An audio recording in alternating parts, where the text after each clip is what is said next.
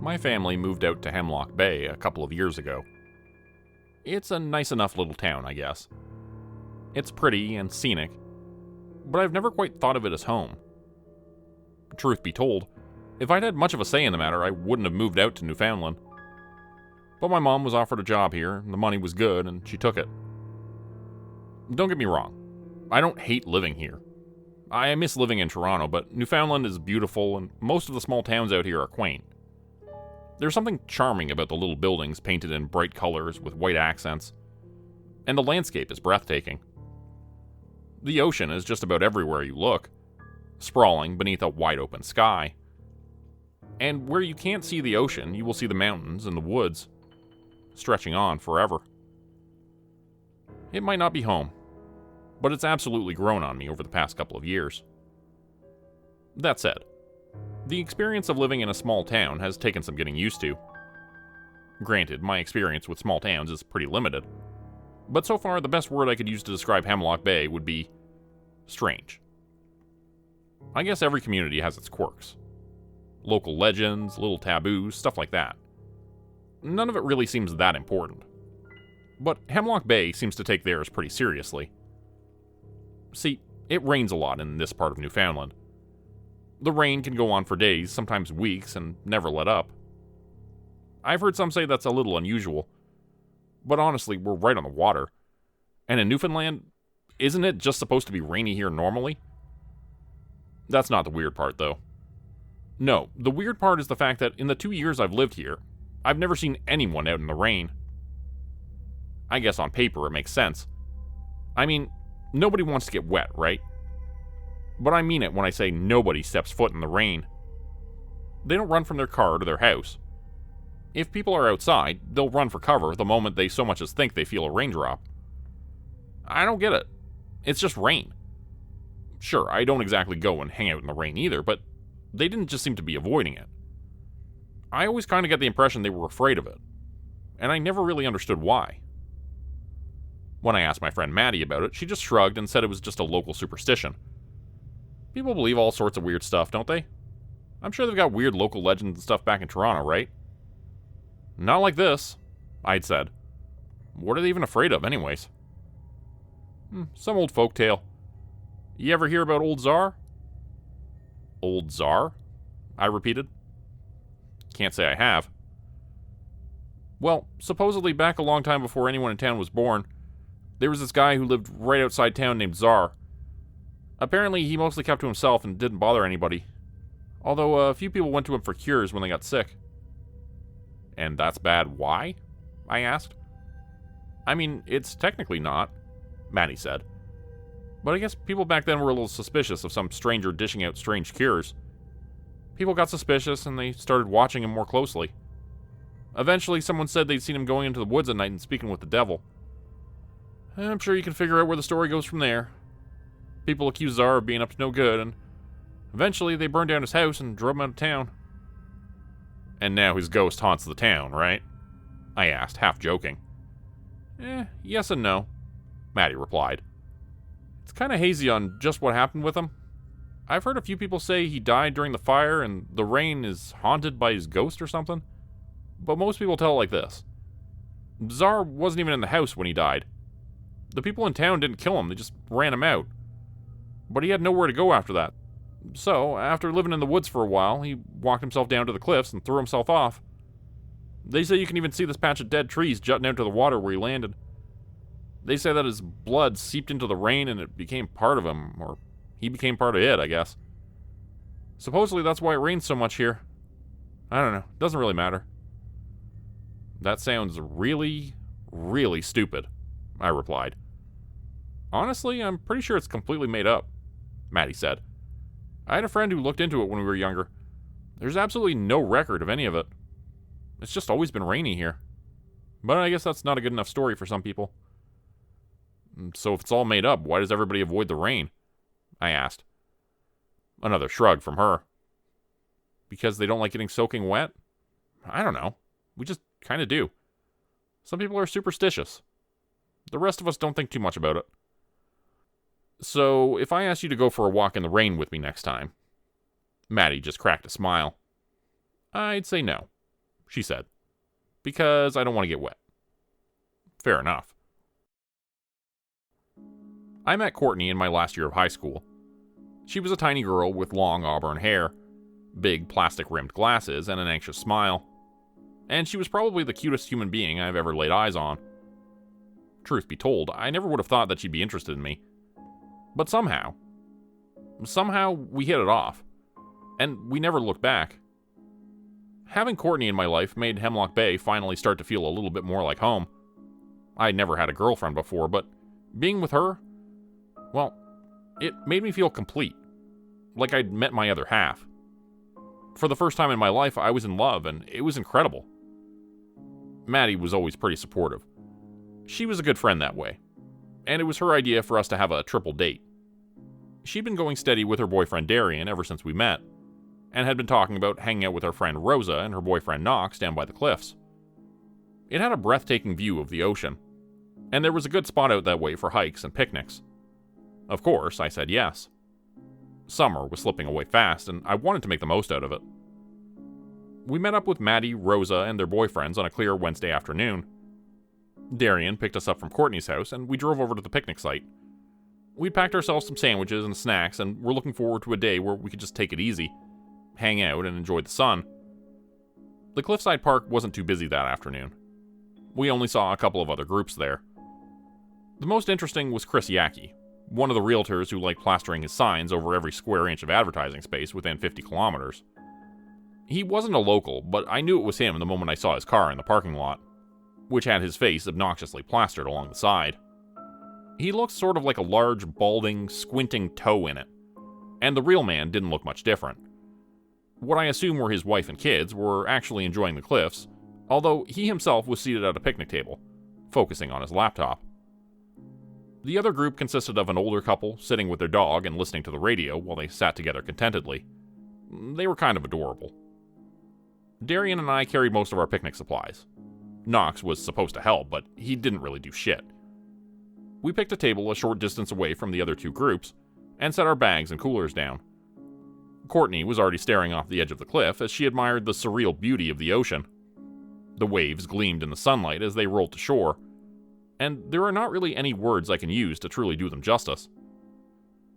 Looking at Courtney against the horizon, I couldn't help but smile at her, and I felt my heart flutter as she smiled back at me. I walked over to her and put an arm around her, before kissing her on the top of the head. That's the best part of being the tall one in a relationship. From where we stood, you could see the jagged rocks that the ocean had eroded over time. And in amongst them, there was a patch of dead trees, sitting in an area where the land met the sea. My mind briefly drifted back to that old folktale Maddie had told me. Looking at the trees myself, I suppose they did look a little bit spooky. They all seemed to fold in on each other like some sort of makeshift cairn, and dominated the little strip of land they occupied. "Should we hike first, or what?" Maddie asked, briefly distracting me from my train of thought. "There's a beach about a kilometer from here. We could swim if you wanted to." Waves might be a little rough for swimming," Rosa noted. She was a bit of a punk, with purple streaks in her hair, and I'd never once seen her without either an anime shirt or a K-pop shirt. That day was a K-pop shirt day. "Probably better just to hike." "Yeah, I'm down to hike," Darian said. Like Maddie, he was a little bit of a hipster. He usually dressed well in button-down shirts and polos, so I got the impression that his family was a little better off than most. But he was never really a dick about it. If anything, I always thought that he was pretty down to earth. Although that bowler hat he liked to wear was kind of dumb. Darian looked around, hoping to get everyone else's opinion. Knox had nothing to offer. He was busy playing with his phone. I really didn't get what Rosa saw in him. "Hiking sounds good," I said, glancing over at Courtney.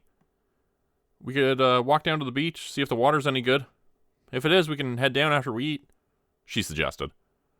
"Yeah, might as well," Maddie said after stuffing her hands into her pockets. "Welp, all four?" "You guys go on ahead," Knox said. He'd already parked his ass at the picnic table. "I'll watch the food." "Yeah, suit yourself, bud," Maddie said, and with that, she headed in the direction of the beach. The rest of us followed her. There was a little dirt path from the picnic area, leading into the woods. The trail down to the beach wasn't that long. There were wooden stairs and boardwalks to make the trip easier, and the view was absolutely gorgeous. By itself, that little stroll down to the beach was worth it. The lush green foliage hung over our heads.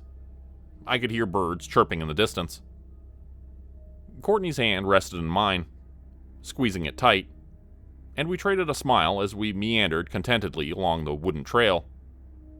We could hear the waves crashing against the shore of the beach as we drew nearer to the end. The beach was more rock than sand. It probably wasn't the best place to go swimming, but it was still nice to look at. There was another picnic area nearby, along with some benches where you could sit and just admire the ocean.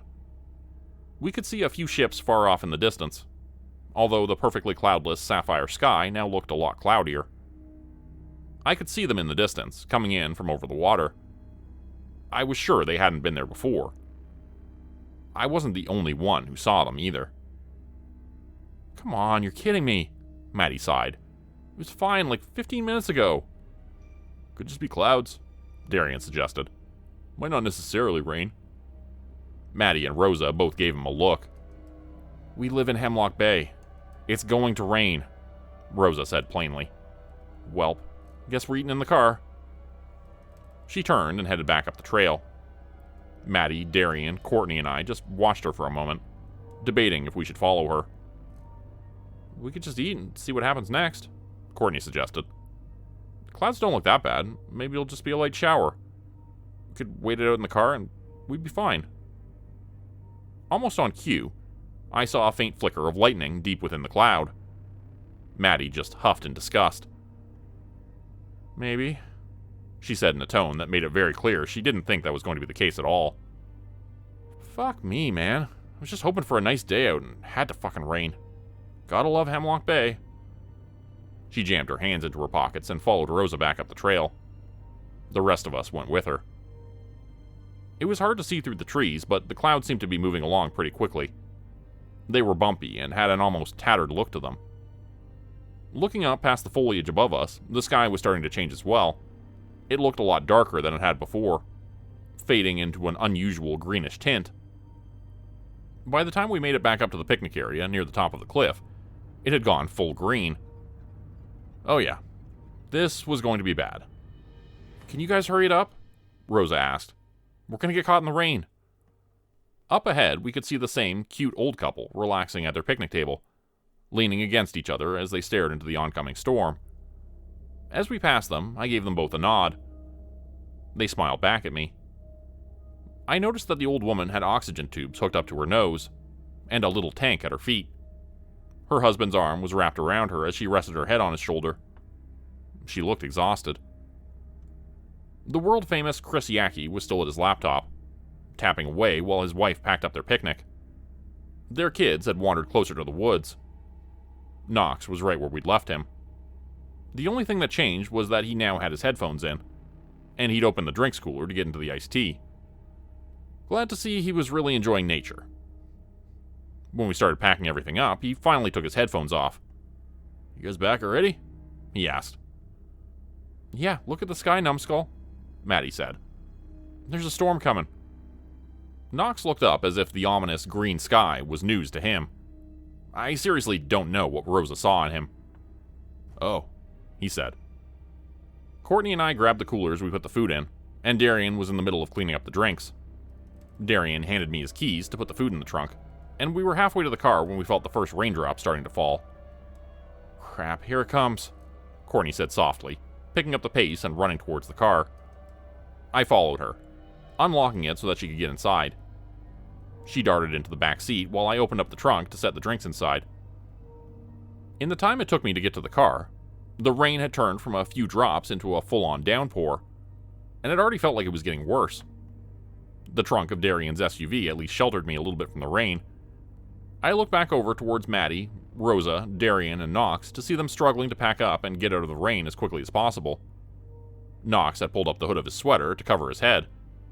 Rosa, Maddie, and Darren, on the other hand, took a more extreme approach. As soon as he felt the rain coming down, Darian had grabbed Maddie and ushered her under the picnic table. He'd done the same to Rosa. Neither had put up much of a fuss and scrambled underneath it to join him. Maddie was gesturing at Knox to join them, but he just stared dumbly at her. "It's just rain," I heard him say. "Come on, guys." "Exactly, get under the goddamn table," Darian snapped. I'd never heard him swear before. But Knox didn't listen. He just looked back at the car and started jogging towards it. As he did, I glanced over at the other picnickers. Chris Yaki was currently covering up his laptop as if his life depended on it, while his wife and children ran to their own car. His wife was carrying a cooler with her. The old couple who'd been sitting nearby was gone. I hadn't seen them get up to move in the couple of minutes or so it had been since I'd passed them. I closed the trunk and braved the rain for a few moments to get into the back seat with Courtney. I left the door slightly ajar so Knox could get in with us. "Christ, that came on fast," I murmured. Courtney didn't reply. She was just staring at the table where the old couple had been, her eyes wide. She was paler than I'd ever seen her before. Her body was stiff as a board. "Courtney?" I asked. She looked over at me, her big brown eyes wide with terror. "What's wrong?" "You didn't see it?" she asked softly. "Didn't see what?" I looked out the rain-streaked window, out at the picnic tables. Out there, I only saw Chris Yaki swaddling his laptop up in his jacket like a baby, and swearing under his breath. He looked like he was about to make a run for the car. The rain around him somehow seemed heavier. I got the feeling that his laptop was beyond saving. And then I saw it. A dark shape in the rain behind him. It seemed to come out of nowhere and towered over him, standing at almost twice his height. Yaki didn't even seem to notice it at first, even as it loomed up above him. And when it bore down on him, he didn't even seem to have the time to react. He turned briefly, stumbling back a step. The bundled up laptop that had been so important a moment before fell from his hands as he let out a startled cry. His final scream was suddenly cut short, as whatever it was grabbed him in massive claws and seemed to fade away into nothingness. 1 minute he was there. The next, all that remained was the jacket-wrapped laptop on the ground. I couldn't believe my eyes. I could only stare in disbelief at the spot where he'd been just moments ago. My eyes shifted over to Knox next. He hadn't reached the car yet. Yaki's final scream had made him pause, and now he was staring at the spot where he'd been just a moment ago, too. It was as if he couldn't quite process what he'd seen. I threw the car door open and was careful not to let the rain touch me as I did. "Knox, run!" My voice seemed to jolt him out of whatever shocked silence he'd been in. He jolted suddenly as if he'd just woken up. A look of absolute terror crossed his face as he sprinted towards the car door again, faster than I'd ever seen him move. It wasn't fast enough. The rain around him grew heavier. The shadow appeared behind him and Knox slipped in the mud, crashing to the ground. He frantically rolled onto his back, eyes widening as he looked up at the massive shape that was coming for him. He didn't even have time to scream. It seemed to sink down onto him, crushing him with its weight and enveloping him entirely. One moment he was there, the next he was gone. I stared in stunned silence at the spot where he'd been, before Courtney reached out to close the door. I looked at her in disbelief, opening my mouth to protest, but no sound came out. "We can't save him, Bobby," she said, her voice shaking. "It's too late. He's gone." I could see her fighting back tears as she said it. And I knew she was right. Knox was gone. For a few moments, Courtney and I sat in silence. The rain poured down hard around us, drumming hard against the roof of the car. My breathing was heavy, and when Courtney grabbed my hand for comfort, I couldn't help but squeeze it in return. My mind was racing. With all I'd just seen, it was impossible to think straight. I glanced at Maddie, Darren, and Rosa under their picnic table. From what I could see through the rain, they at least looked safe. I looked over at Chris Yaki's car next. The back doors and trunk of his sedan were open, and a cooler lay on the ground nearby, its contents spilled onto the ground. I didn't see any sign of his wife or his children. My stomach churned as I realized what had happened to them. The rain kept coming down. I watched it cascade off some of the picnic tables like a waterfall. It was next to impossible to get a good look at Maddie, Darian, and Rosa. The only reason I knew they were still there was because I could occasionally see one of them move. Occasionally, I thought I saw shimmers of movement among the downpour near the table, but it was impossible to know for sure. "It's not letting up," Courtney said quietly. Her voice was still shaking a little. She glanced over at the picnic table. I could see the clear dread in her eyes. Our friends were still caught out there. We knew we couldn't leave them. "No, it's not," I murmured before starting to climb up into the driver's seat. Courtney didn't argue. She didn't try and talk me out of it. So long as we were in the car, we were safe and comfortable. Our friends weren't exactly enjoying the same luxuries. "Think it'll care if we move the car?" I asked. "I don't think so," Courtney said softly. She didn't sound sure, though. Only one way to find out. I still had Darian's keys. I slid them into the ignition, and the car roared to life. Beside me, Courtney inched over to make sure she was behind me. I wasn't sure if whatever was out there would respond to me moving the car, so I took it slow at first. I pulled out of the parking lot and into the picnic area, rolling the car over the concrete barrier. It shook as we went over it. Slowly, I let it roll closer to the picnic table. I could see Maddie watching us from underneath, shaking her head violently. I checked the side view mirror and stopped the car. There was something standing just behind us. Courtney saw it too and covered her mouth to hide her squeal of fear. The shape seemed to watch us for a moment, before slowly drawing nearer and giving me a moment to look at it. I've never seen a ghost before, but I'm pretty sure that whatever the hell I saw out there wasn't a ghost. I don't know what it was. From what I could see, its body was warped and almost skeletal. It seemed to be encrusted by hanging moss and broken driftwood. I suppose something about it reminded me of the patch of dead trees I'd seen, down near the bottom of the cliff. It was almost as if some part of them had come to life, but nothing about it seemed remotely human. This thing, whatever it was, felt far older than humanity. It walked, dragging its knuckles like some sort of ape. Its eyes were sunken and beady, but its mouth was a gaping, animalistic maw. I swear that I could see bits of rotting animal furs among the pelts of moss and foliage that seemed to hang over it. It watched the car for a moment, and as I stared at it, I wondered if it was staring back at me. But eventually, it just seemed to sink away, fading back into the rain. I held still for a moment, my heart pounding against my ribs, gripping the steering wheel with white knuckles.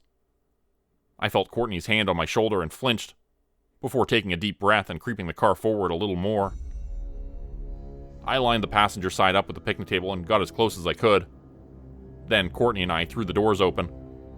Come on, I said, almost whispering as if that would help. Maddie and Rosa both looked paralyzed with fear. Maddie didn't even move, she just shook her head frantically. "No way, no fucking way," she snapped. "Did you see what it did to Knox? To that realtor? Did you fucking see it?" "I saw it, now move your ass." "No." Rosa didn't need quite as much convincing. I could see her doing the math in her head. She'd only need to be in the rain for a moment. Just a moment and she'd be safe.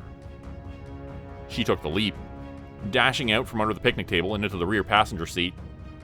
Maddie cried out as she ran, but she couldn't stop her. Rosa crashed into Courtney and was pulling her into a tight hug as she let out a horrified sob of relief, terror, and grief. She was safe. Maddie stared at her, her eyes wide. Then she looked at me. "It's safe," I promised her. "Come on, let's get the hell out of here." She looked at Rosa, then back at me, and finally at Darian. "It's just for a moment," he promised her. "It'll be okay." I watched Maddie squeeze his hand and close her eyes. "God fucking damn it," she spat before shaking her head. She took a deep breath and braced herself to run. She was off like a shot, darting out from under the picnic table and into the passenger seat beside me. She slammed the door closed behind her, hyperventilating as she did. Oh fuck. "You're okay," I assured her, trying to put a hand on her shoulder. She slapped it away. I didn't take it personally. Her attention was on Darian now. He was the last one left. He was getting ready to run. I could see him bracing himself, taking a few deep breaths as he psyched himself up. Then, he ran, darting out from under the picnic table. He should have made it. He would have. As he tried to stand, though, the mud slipped beneath him and sent him flat onto his belly. The rain around us grew heavier, and Maddie screamed, "No, Darian, move!" He tried to stand, but the mud slipped beneath him. I could see the shadow coming beneath him. And as he struggled to pick himself up, I could see in his eyes that he knew it was there. Maddie grabbed the door handle, but I seized her by her shoulders to stop her from running out after him. "No," I warned. Rosa held the back passenger door open for him, her eyes wide. "Come on," she cried. But Darian didn't. He couldn't, even if he wanted to. I saw him take one last look at Maddie through the window and offer a weak, trembling ghost of a smile. A last-ditch effort to reassure her that he'd be okay. Then he was gone. The shadow collapsed onto him. And when it was gone, there was nothing left, except some marks in the mud where he'd been a moment before. Maddie let out a scream of utter anguish. She slammed her hands against the window, screaming his name.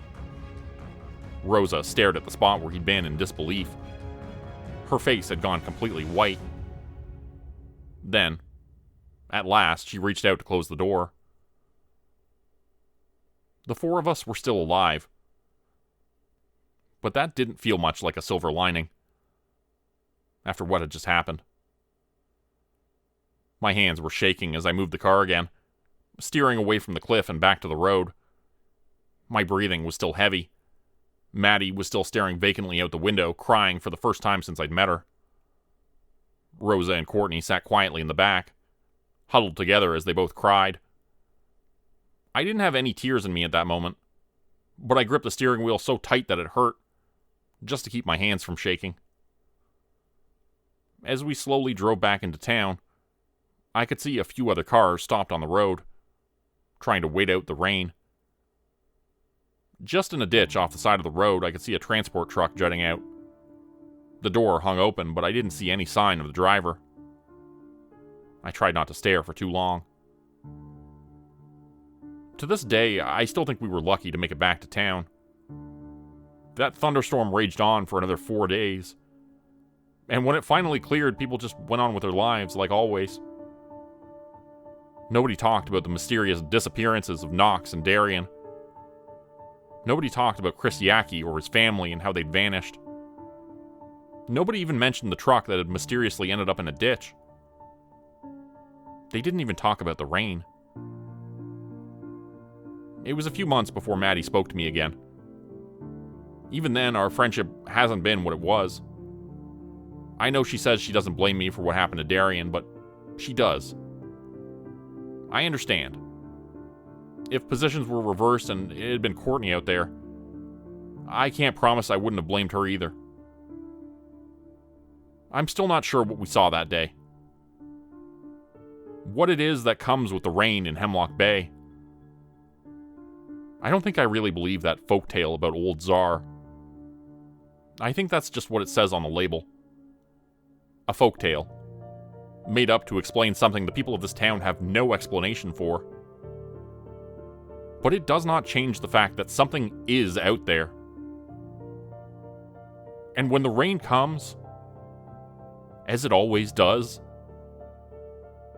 you'd better pray you're inside.